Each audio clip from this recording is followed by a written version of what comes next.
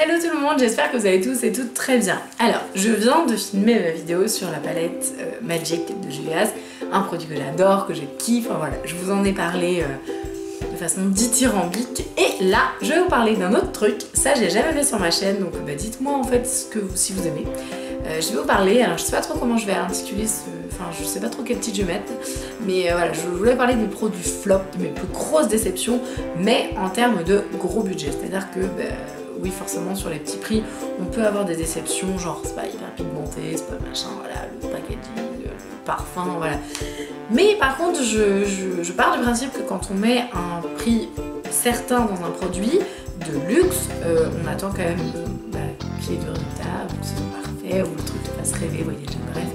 Donc moi je vais vous parler des produits que j'ai, alors détesté, peut-être un bien grand mot, mais en tout cas que j'ai vraiment pas adhéré. Et du coup je vais vous en parler tout de suite.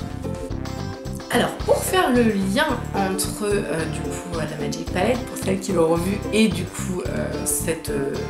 je sais pas si c'est une revue, je sais rien. Bref, je ne sais pas dans quelle catégorie je vais la mettre, mais pour faire une transition, je vais vous parler d'une palette. Alors il n'y aura qu'une seule palette dans ce top, alors il y a 6 produits je crois. Et j'ai essayé de mettre un peu de tout, bon. Je vais vous parler d'une palette, alors ça me fait vraiment très mal au cœur, vraiment, mais à un point, de parler de cette marque dans une vidéo de produits que j'aime pas. Voilà, moi je suis hyper attachée à cette marque, c'est vraiment une marque chère à mon cœur que j'aime vraiment beaucoup et dont la plupart des produits me plaisent énormément, je vous en parle souvent. Et ben malheureusement, là, cette palette là, elle ne m'a absolument pas convaincue du tout, vraiment, genre à fond la caisse. Et vous allez, moi je sais pas, vous allez vous dire bah, qu'est-ce qui t'est arrivé. Voilà, donc du coup c'est une palette Urban Decay et c'est la Full Spectrum. Alors je suis une malade mentale de la marque Urban Decay, je l'adore. C'est mon bébé cette marque, enfin voilà. C'est un peu comme Make Up Revolution avec les gros prix quoi. Voilà, moi j'ai Urban, je kiffe, j'adore, je me noie dedans, enfin voilà, tout ce que vous voulez. Et en fait, alors je tiens à préciser, attention, cette palette je ne l'ai pas payée, c'est un cadeau en fait, on me l'a offert. Bon, pas la faute de personne, hein. Du coup malheureusement elle y est pour rien.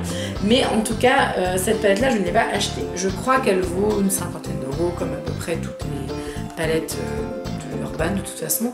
Et je crois même que au moment où vous verrez la vidéo, elle sera probablement en solde à moins 50 je crois sur le site de Sephora. Alors, donc il y a un grand miroir et tout, et vous avez une pléthore de fards à l'intérieur. Franchement, quand je l'ai vu au premier abord, et j'ai voulu l'acheter en fait, et je me suis dit, mon dieu, mais cette palette elle est tellement pour moi, elle est tellement belle, mon dieu, mon dieu, mon dieu. Il y avait un jaune, moi je cherche depuis longtemps un jaune, je vous en avais parlé, du coup par rapport à la pastel goth notamment dans la vidéo.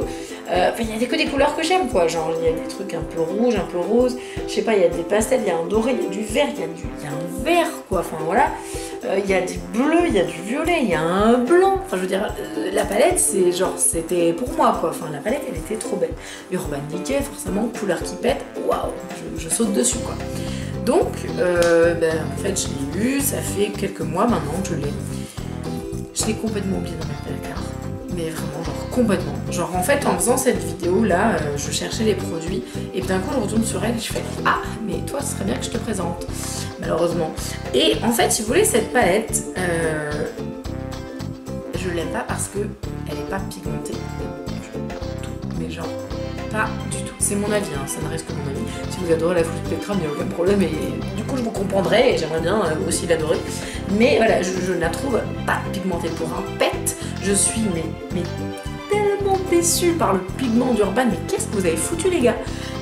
Quand vous les appliquez du coup sur la paupière, je trouve qu'ils se dégradent mal, ils s'estompent en fait, du coup il n'y a plus rien, le fard est magnifique, il vous envoie du pâté et puis au final sur l'œil il n'y a rien du tout. Donc voilà, ça, je vais passer une heure sur cette palette, mais en tout cas, cette palette-là, elle m'a carrément déçue. Je m'en sers, je veux dire, ça va de temps en temps, hein, parce que je vous disais, j'ai un problème dans le tiroir, mais je m'en sers quand j'y pense. Elle est bien, mais franchement, par rapport à ce que Urban m'a habitué, mais waouh, quoi. Puis alors, les gars, calmez-vous 50 €, parce que franchement, bravo, quoi. Donc voilà, donc ça, c'était ma première déception. Alors, ma deuxième déception, c'est... Alors, c'est pas un truc genre de ouf, voilà, juste ça m'a attristé, on va dire plutôt.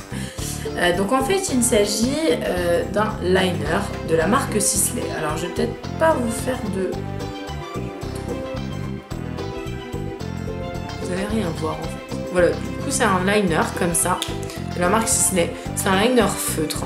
Et alors sur le principe c'est pas mal. Le pigment est bon. Ça j'ai absolument rien à reprocher. Sur sur l'application et tout, ça reste une pointe qui est pas mal. Ok, en théorie, on est plutôt sympa. Je crois que ce produit vaut une blinde, je ne me rappelle plus, je vous avoue, je ne me souviens plus. Mais genre, ça doit être entre 30 et 40 euros, enfin un eyeliner quoi. Bon, bref, passons. C'est Sisley. Il y a du soin sûrement, je sais pas, des morceaux de fée à l'intérieur, bref. Donc, super bien, pigment et tout joli. Bon, sympa. Feutre, moi j'aime bien parce que du coup il y a ce côté extrêmement noir qu'on retrouve là. Le problème, c'est que en fait, je me rends compte qu'au fur et à mesure du temps qui passe, c'est malheureux. Je suis jeune, mais quand même. J'approche de la trentaine. Oh, ça fait bizarre de dire ça. En fait, au fur et à mesure du temps qui passe, je trouve que quand je fais mes eyeliners, j'ai besoin d'avoir en fait, si j'ai une matière, je sais pas comment expliquer, si j'ai une matière dure, ça va pas être facile à appliquer parce qu'en fait, pour remplir le triangle là quand je fais mon liner, eh bien, il me faut de la souplesse parce que ma paupière commence à bouger un peu. Elle commence. C'est malheureux, mais elle commence. Du coup, ça, c'est juste pas possible en fait. C'est-à-dire que du coup, vous avez un rendu qui est pas du tout souple, donc c'est très dur à travailler. Je suis déçue dans ce sens-là. Voilà, c'est pour ça que je dis c'est plus ça m'attriste parce que je peux pas m'en servir qu'il coûte une blinde et que c'est dommage et je pense qu'il faut vraiment le savoir en fait avant de l'acheter. Donc c'est en fait, je vous ai même pas dit le nom, donc c'est le So Intense Eyeliner. Voilà, et du coup il se conserve 6 mois, ça fait plus de 6 mois que j'en ai. Tout va bien, je n'ai pas perdu les yeux. Voilà, et puis je trouve que il est, on est rigolé, mais je trouve trop précis. J'ai le même problème avec un eyeliner Bare Mineral, le Domination, je crois, il me semble. Il est trop précis, c'est-à-dire qu'en fait pour faire le wing, moi je galère parce que du coup c'est trop précis, trop petit. Donc du coup je passe pendant 1 heure, bref. En gros, c'est pas une énorme déception, mais c'est juste que je trouve que pour le prix c'est abusé et du coup pour le prix, le truc doit être parfait. Comme je vous ai dit, de rendre durée, de faire votre vaisselle à votre place. Donc voilà, donc le soin intense de Sisley, je ne vous conseille pas si vous cherchez un feutre. Il y a vraiment largement mieux ou en tout cas équivalent pour carrément moins cher. Je ne trouve pas extraordinaire. Ah, cela je vous en ai déjà parlé, hein. Alors, je maintiens donc mon avis, je le confirme et le pose. Je suis super déçue des rouges à lèvres ou d'Abeauty. Alors, pourquoi? Je vous avais déjà expliqué un petit peu quand j'avais fait, je crois que j'avais fait mon haul et je les avais déjà essayés, du coup je vous en avais déjà parlé. Je me suis procuré donc les 4 en originaux, sachant que je possède la totalité en fait des copies pour le prix d'un seul original. Je vous avais fait donc une revue dessus notamment sur les copies. Et en fait, alors, ça fait longtemps que j'ai pas utilisé les copies, mais il me semble qu'ils collent un petit peu, mais que ça reste quand même relativement supportable. C'est des copies, ils coûtent que dalle, donc ça me dérange moins que ça colle par rapport à un produit qui est original et qui va coller. Là, on est à, alors, je sais plus, c'est 35 € je crois. 35 € s'il vous plaît quand même. Hein. Bon, voilà, bon, si vous voulez. Donc 35 € d'Abeauty, je me dis, oh calme. La couleur va être super belle. Je vais enfin essayer les vrais parce que j'avais eu un moment envie de tester tous les originaux en fait des copies que je vous présente parce que je voulais voir si ça vaut vraiment le coup ou pas. Donc là il y a la teinte Trendsetter, la teinte Flirt, la teinte Spice Girl et la teinte Vixen. En fait je me suis dit j'aurais aimé vraiment les apprécier vraiment parce que du coup ça m'a fait plaisir d'acheter le petit kit, de me dire ça sert à rien que j'achète les gros parce que de toute façon j'en ai tellement que je m'en servirai jamais tous. Et ben ça colle de fou les gens. Ça colle de fou, c'est un truc de malade comment ça colle. Alors certes ça va coller à peu près pareil que les copies, mais ça coûte 4 fois plus cher, donc même 10 fois plus cher. 16 fois plus cher, parce que 16 pour le prix. Bref, ça coûte carrément plus cher, donc je ne vois pas l'intérêt en fait de faire des textures qui collent. J'ai essayé les 4 plusieurs fois, je leur ai donné des chances, je dis allez vas-y on réessaye, c'est pas grave, tu retestes, ça se trouve t'as mis du baume à lèvres, ça colle, ça c'est un jour machin, ça c'est pas sec, bah non, ça colle à chaque fois. Donc du coup, bah voilà, ça m'intéresse pas. Les couleurs sont très belles, les rendus sont magnifiques, la texture est hyper belle, hein, ça colle, c'est juste ça colle, voilà. Je vais vous parler donc d'un petit produit d'une marque que j'aime beaucoup aussi. Je suis pas fan de tous les produits de cette marque là, mais en général j'aime bien cette marque. Donc c'est la marque Nars, hein, et Nars, j'adore leurs produits, il y a certains trucs dont je pourrais plus me passer maintenant, notamment les fonds de teint je les trouve excellents, enfin au niveau des produits de teint je les trouve très forts. Mais là j'ai une petite exception qui confirme la règle, au vu de la saleté du packaging, vous verrez que je vais quand même donner pas mal de chance à ce petit truc. Alors donc je l'ai bien creusé, j'ai presque fini, mais donc il s'agit en fait de la Light Reflecting Setting Powder qui est bref, en pressé. Donc le packaging absolument dégueulasse, enfin, voilà, donc Nars, merci bien. Et donc c'est le petit produit qui est comme ça, qui donc, c'est vraiment crade, je suis désolée. Qui donc en fait est censé être un petit peu dans l'esprit d'une HD, satiner votre teint sans aucune courance bien évidemment, et en lui donnant un aspect on va dire très naturel, lumineux, voilà, reflétant de lumière. Ok, sur le principe j'adore. J'adore Nars, les produits de teint je les trouve très bons, bref. Le gros problème avec ce produit, alors ça pourrait être un bon produit si vous voulez dans le sens je veux un rendu supra naturel, et du coup bah c'est parfait, voilà, je mets, je sais pas, une bébé crème, j'en sais rien, et je vais poudrer très légèrement pour avoir un effet lumineux et légèrement satiné. Sur le principe j'aime beaucoup. Le seul problème c'est qu'en fait ce truc là il se glace de dingue. Mais quand je vous dis qu'il se glace de dingue, c'est-à-dire que j'ai l'impression qu'à chaque fois qu'avec mon pinceau je le prends, je n'attrape aucune matière. Alors c'est bien parce que du coup ça va éviter d'avoir un excès, mais là pour le coup ça aurait été bien qu'on puisse attraper quand même quelque chose. Ce qui fait que bah, du coup je suis obligée de gratter, de tournicoter pendant 1 heure avec mon pinceau pour avoir enfin quelque chose. Et je trouve pas le rendu sur la peau aussi exceptionnel qu'il devrait l'être. Je trouve que oui, alors certes ça enlève quelques brillances, mais c'est pas phénoménal non plus. Ça reste une poudre hein, quand même, donc du coup on a quand même censé avoir ce côté matifiant. Et puis le rendu n'est pas si lumineux que ça. Et puis surtout cette matière qui m'énerve quoi. Voilà. J'ai la version en poudre libre que je trouve bien mieux. Mais en tout cas la version pressée, non, c'est fini, je ne la prendrai plus. Voilà, de temps en temps quand je veux un truc hyper naturel je la mets, mais pour le coup c'est vraiment très naturel quoi. Donc si vous avez envie de corriger quand même quelques teints un peu ternes quoi, voilà, bah, c'est pas mal, mais je veux dire vous avez passé 1 heure, donc il faut la dégratter à chaque fois, enfin, ça m'énerve. La matière qui se gèle, enfin qui se glace quoi, je trouve que c'est juste pas possible quoi. Du coup je pense que la matière est trop fragile pour être pressée. Puis en plus quand vous faites ça, un peu sale avec tous mes swatchs de palette là, mais quand vous faites ça, bah il n'y a que dalle, enfin voilà, bon bref, on passe le poudre.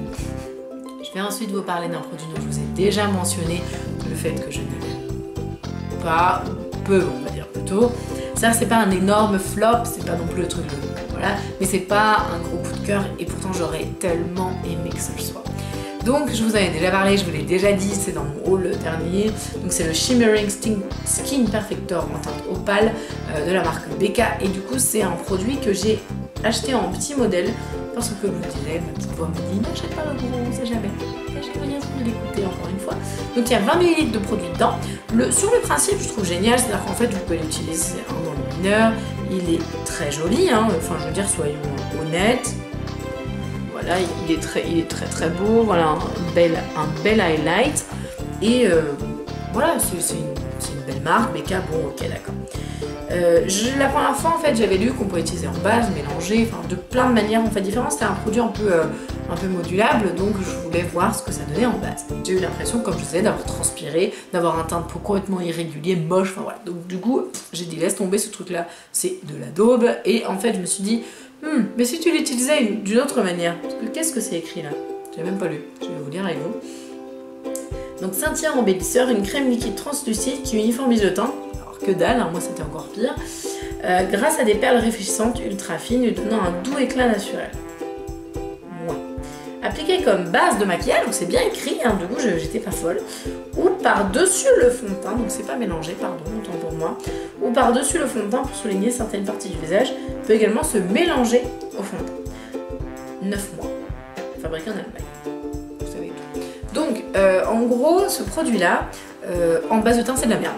Enfin, excusez-moi, mais c'est de la merde. Donc, voilà. Donc, non, en base de teint, c'est pas possible, ça fixe pas, ça fait moche, le rendu de peau est pas beau, enfin bref, non, du tout. En revanche, utiliser par-dessus pas mal, c'est-à-dire qu'en gros, vous mettez votre fond de teint et tout, utiliser par-dessus pas mal, mais ça me saoule. C'est-à-dire qu'en gros, j'aime pas en général retravailler. Une fois que j'ai posé mon fond de teint, j'aime pas retravailler les crèmes et tout et après poudrer. Je trouve que c'est une perte de temps, j'aime pas faire ça. Peut-être que dans quelques années j'adorerais, mais en tout cas pour le moment je déteste ça. Donc du coup reprendre mon enlumineur pour en remettre, bon, c'est pas trop mon délire. Ça se fait, c'est joli, bon, ok. Le problème, alors je sais pas si c'est le même format sur les grands, alors mon dieu, je vous jure. À chaque fois, quand du coup je veux le mélanger à mon fond de teint, alors ma crème de jour j'ai jamais fait, mais le fond de teint, je mélange avec le NARS qui est très mat et du coup je veux un côté un peu satiné, là pour le coup c'est joli.